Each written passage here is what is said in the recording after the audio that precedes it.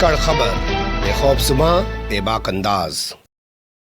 धाकड़ खबर के news room से मैं आपके साथ हूं अकरम रईस खान। कोर्ट संबंधित खबरों का ताजा बुलेटिन लेकर एक बार फिर से आपके सामने हाजिर हो गया हूं। आज के बुलेटिन में 8 अहम खबरें जिनसे आपको रूबरू कराने जा रहा हूं। हमेशा की तरह फिर से वही लाइन आपसे कहना चाहता हूं कि कोर्ट से संबंधित जो भी खबरें आपको अखबार में मिले, चाहे धाकड़ खबर के जरिए मिले, क्योंकि भोंपू मीडिया के दलाल, चाटुकार, दंगाई पत्रकार तो दिखाते हैं नहीं, वो तो अर्नब गोस्वामी की तरह अपनी नौटंकी कर रहे हैं। बहुत सारे लोग कमेंट कर रहे हैं अर्नब गोस्वामी पे खबर कब करोगे, तो मैं कहता हूं भाई मैं तो उसे पत्रकार मानता ही नहीं। वो तो वसीम रिजवी की तरह बहुत बड़ा लाइजनर है। असीम रिजवी जो शिया वक्फ बोर्ड का चेयरमैन है उत्तर प्रदेश में, जब मायावती की सरकार थी तब भी वही चेयरमैन था।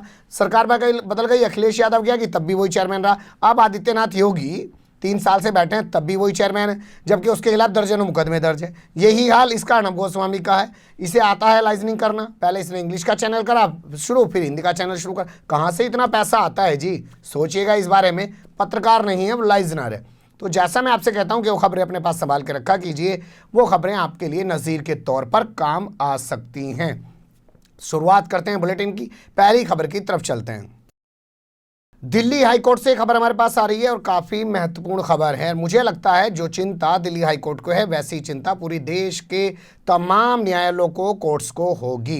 दिल्ली हाईकोर्ट ने कमेटी का गठन किया है जो अपनी जस्टिस है, उनकी जस्टिस सीमा कोहली उनके नेतृत्व में, वो ये डिसाइड करना चाहता है कि जब लॉकडाउन ख़त्म होगा तो उसके बाद एकदम भीड़ कोर्ट के अंदर ना टूट पड़े, सोशल डिस्टेंसिंग की धज्जियां ना उड़ जाएं और कोर्ट के अंदर कोरोना फैलने की स्थिति ना पैदा हो जाए, या एकदम से जो पेंडिंग पड़े हुए मुकदमे हैं अगर उनकी सुनवाई जो है वो शुरू कर दी जाएगी तो वो कैसे की जाएगी। क्या फेज़ वाइज शुरू की जाएगी, मर्डर के मुकदमे, सिविल के मुकदमे, क्रिमिनल केसेस किस तरीके से सुने जाएंगे, प्रॉपर्टी के मामले हैं, कंपनियों के मामले हैं, तमाम तरह के मामले हैं, फैमिली के मामले हैं, मियाँ बीवी के झगड़े के दुनिया भर के मामले हैं, बच्चा तेरा है कि मेरा है, इस पर भी खूब मियाँ बीवी आजकल लड़ ही रहे हैं। और इस बीच में होता क्या है कि बच्चा जो है वो लटक जाता है, माँ बाप लड़ते रह जाते हैं।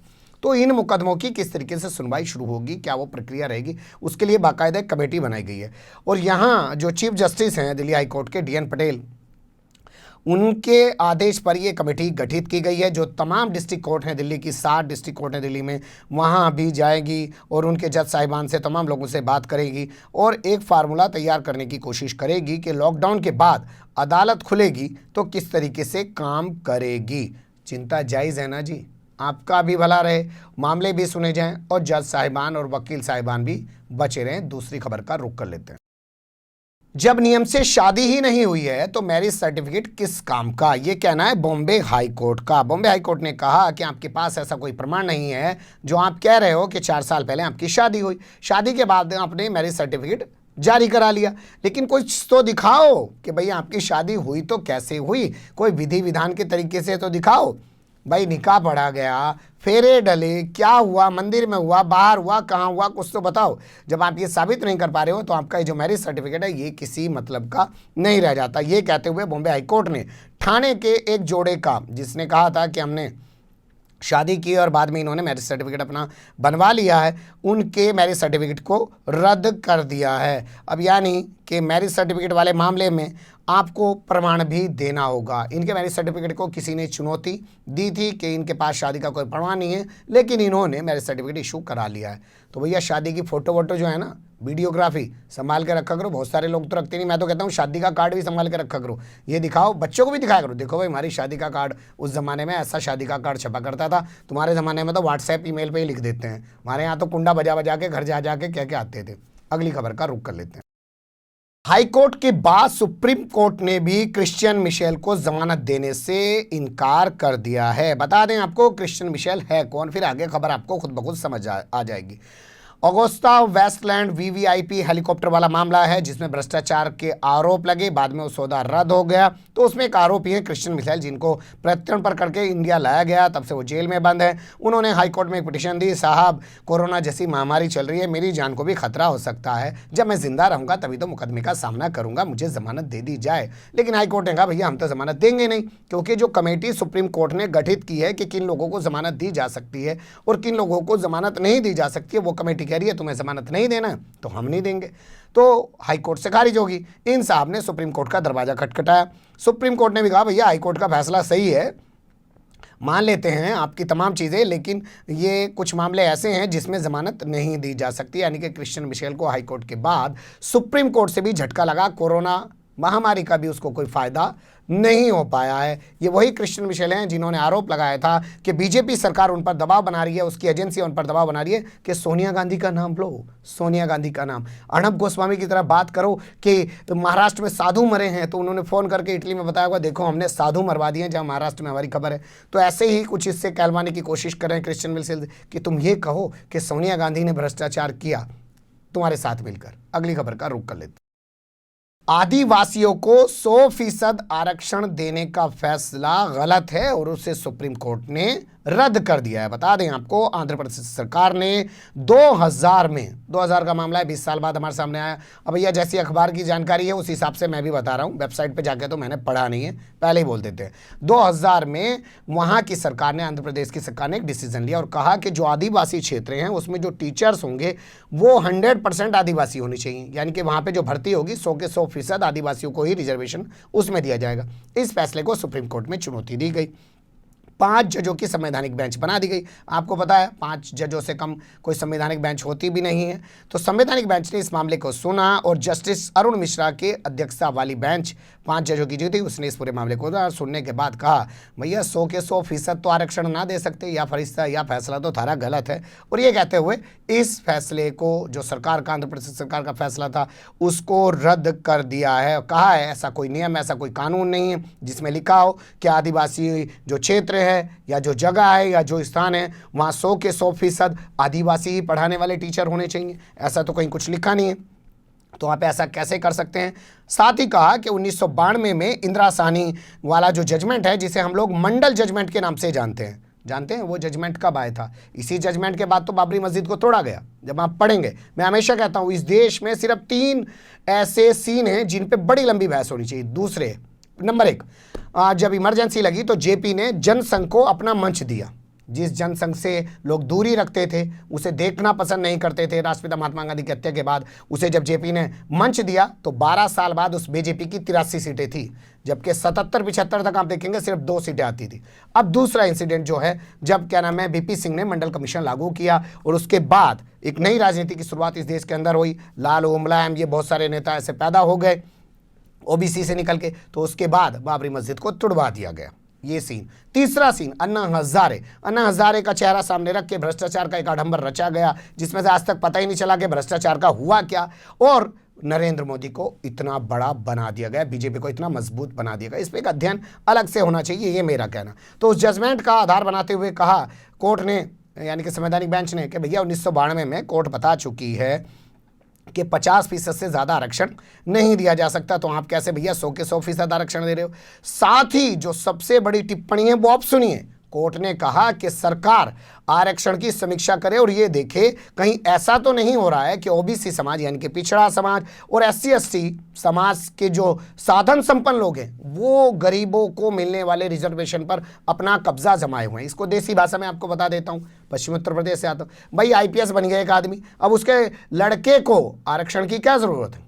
सोचिएगा कभी, भाई वो तो मजबूत हो गया ना, लेकिन उसी के लड़के को फिर आरक्षण मिल रहा है। तो इसी तरीके ओबीसी समाज में भैया जो DM बन गया, IAS बन गया, अब उसको फिर से उसी के परिवार में आरक्षण क्यों दिया जा रहा है? दूसरे परिवार को आरक्षण मिले ना, वो मजबूत हो। लेकिन आप देखेंगे गांव में, शहरों में अध्ययन करके तो पाएंगे कि एक ही परिवार, एक ही खानदान, एक ही कुनबे के आसपास तमाम वो आरक्षण घूम रहा है और वो बल्ले बल्ले कर रहे हैं, और वो लोग वैसे ही आज भी गरीब बने हुए हैं। तो अब इस पे देखना होगा कि सरकार को जो कहा है कोर्ट ने, सरकार क्या करेगी। ये बहुत ज़बरदस्त और मजबूत टिप्पणी है कोर्ट की। अगली खबर का रुख कर लेते हैं। राज्य सरकारों को भी है गन्ने का न्यूनतम मूल्य घोषित करने का अधिकार। ये एक अच्छी खबर है। जस्टिस अरुण मिश्रा की जो बेंच है, अध्यक्षता वाली संवैधानिक बेंच थी 5 जजों की, उसमें ये मामला पहुंचा हुआ था, जिसमें मांग की गई थी कि साहब इसको 7 जजों के यहाँ पे भेज दो, क्योंकि इससे पहले 2 बेंच ऐसा फैसला दे चुकी हैं कि प्रदेश सरकार को नहीं है, एक बेंच कह चुकी है कि प्रदेश सरकार को है।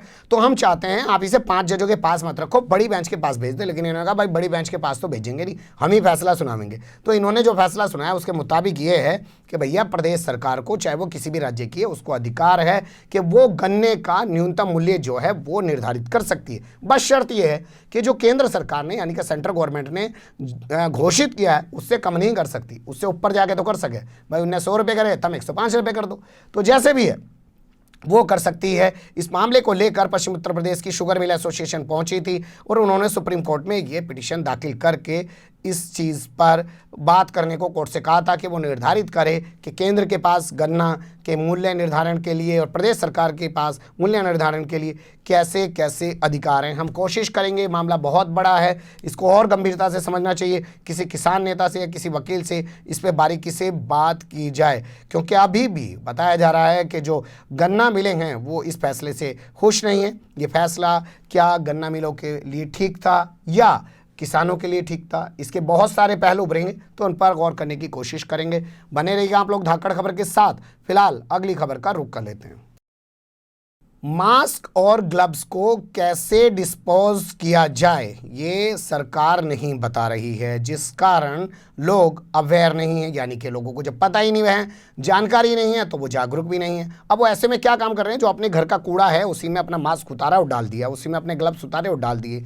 सफाई कर्मचारी आया उसको दे दिया, सफाई कर्मचारी ले गया, अब वो उसको छांट रहा है, काट रहा है, डिस्पोज करने की कोशिश कर रहा है। तो हो सकता है उस दौरान उस ग्लव्स के जरिए, उस मास्क के जरिए जब छींका हो, किसी ने खांसा और अपना मास्क फेंक दिया उसमें, तो उसमें कोरोना फैल सकता है और ये महामारी का रूप ले सकता है। इसकी चिंता जताते हुए सुप्रीम कोर्ट में एक पिटीशन दाखिल की गई है और पिटीशन में कहा है कि आप बोलिए केंद्र सरकार को यानी कि सेंट्रल गवर्नमेंट को कि वो कोई गाइडलाइन जारी करे, वो कोई दिशा निर्देश जारी करे। लॉ के कोई स्टूडेंट हैं अंकित गुप्ता, उनकी तरफ से ये पिटीशन सुप्रीम कोर्ट में दाखिल की गई है, क्योंकि आम लोग नहीं जान रहे हैं कि वो मास्क के और ग्लव्स के कचरे को कैसे डिस्पोज करेंगे।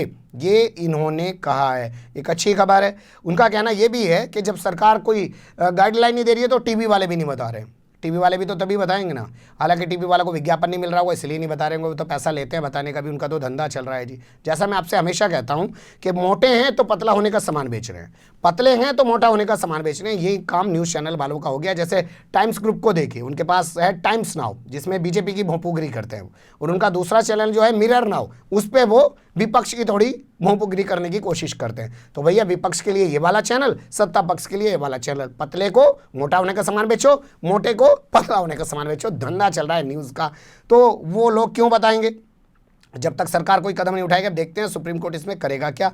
अच्छी खबरों में शुमार किया जा सकता है। आप लोग भी एहतियात करें, ऐसे अपने मास्क, अपने ग्लव्स को कूड़े में ना डालें जब तक कि सरकार की तरफ से कोई पॉलिसी ना आ जाए। अगली खबर का रुख कर लेते हैं। काफ़ी महत्वपूर्ण खबर है, आप लोगों को नोट कर लेनी चाहिए, क्योंकि आजकल हर कोई मेडिक्लेम पॉलिसी लेता है। मेडिक्लेम पॉलिसी आप लोग जानते हैं, भैया पॉलिसी करा लो, फिर उसके बाद किसी अस्पताल में जाकर अपना इलाज करा लो, ठीक है। जैसे आप देखिए पंजाब नेशनल बैंक की 6-7 हज़ार रुपये में आती है, 5 लाख रुपए का उसमें आपको बीमा मिल जाता है, पति पत्नी और 2 बच्चे सब कवर करके दे देते हैं उसमें, ऐसा कुछ होता है। तो उस मेडिक्लेम पॉलिसी में होता क्या था अब तक कि पूरे साल की एक बार ही प्रीमियम यानी कि किस्त ले ली जाती थी। कंपनी कहती थी भैया एक बार इकट्ठा दे दे हमें, तो हम ना लेने के बार, फिर इसके बाद तुझे बीमा लेना होगा तो ले लियो, ना लेना होगा तो मत लियो।